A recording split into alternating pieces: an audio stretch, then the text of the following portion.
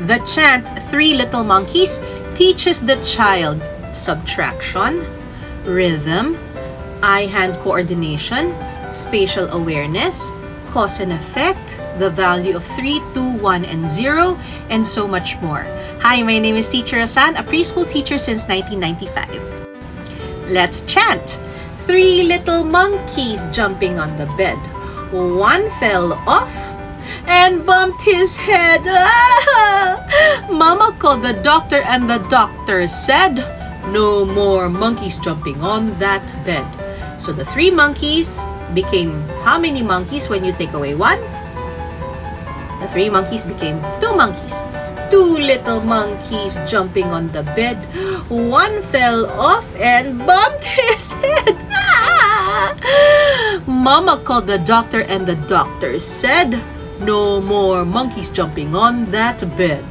So the two monkeys became how many monkeys when one fell off? One. One little monkey jumping on the bed. He fell off and bumped his head.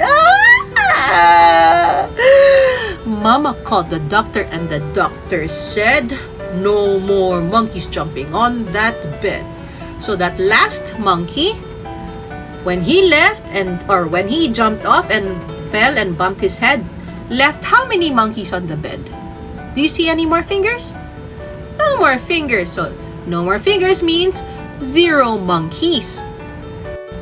With that chant, it is good to note that you have to play along, or you have to play up the parts and show them different characters and characterizations so that they become more involved and engaged in the chant.